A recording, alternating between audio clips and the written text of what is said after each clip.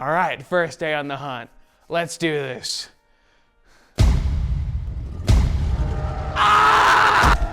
Welcome friends to the Co-op Initiative, where it's my mission to bring us all together.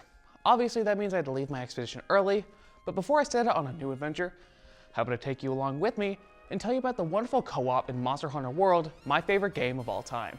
Monster Hunter World was first blessed our screens back in 2018. Published by Capcom, Monster Hunter World is an action RPG in which you explore detailed environments, gather resources, and hunt the monsters found within in order to make weapons and armor from their parts, so you can then turn around and hunt bigger monsters with better equipment. It's this gameplay loop that has kept me coming back to this very day. But you don't have to do it alone, as you and up to 3 other hunters can join the fray, jumping that dragon that's been kicking your ass for 3 days. With that out of the way, let's lay some ground rules. I'll be reviewing this game's co-op gameplay based on 3 criteria. First is cooperation. How good is this game's mechanics while working within a team? A good co-op experience will have mechanics that enhance the gameplay, and a bad game will actively hinder your experience. Second is camaraderie. How fun is it to play with others? Is it better to stick together, or should you strike out on your own?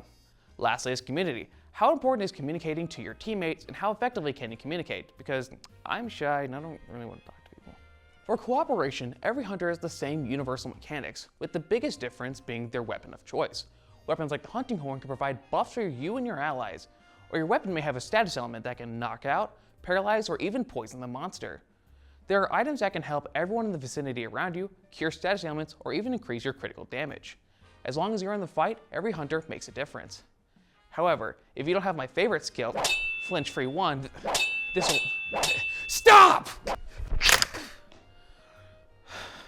In terms of camaraderie, there's no feeling as satisfying as when all 4 hunters are huddled around a monster, using their strongest combos and working in tandem to bring it down.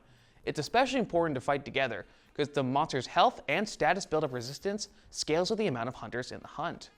This makes the hunt not only more fun because everyone gets to contribute more, but the monster would be absolutely steamrolled by the 4 baboons wanting the pelts of its friend. Lastly, for community, this is a game of observation and experience.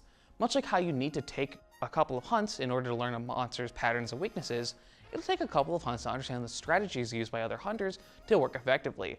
And there's no easy way to communicate. There are text prompts that pop up when you do certain actions, but you still need your team to understand what to do with that information. It's a fantastic game if you're looking for a big game where you can really sink your teeth into. And with a hunter or 3 by your side, you can prevent big teeth from being sunk into you. Overall, Monster Hunter World will get a 4 out of 5 for cooperation, a 4 for camaraderie, and a 3 for community. That gives Monster Hunter World an 11 out of 15 on the Co-op Initiative, placing it in first place. Obviously. And that's all the time I have for this week. Join me as I try to form the perfect team in Overwatch 2. Wish me luck.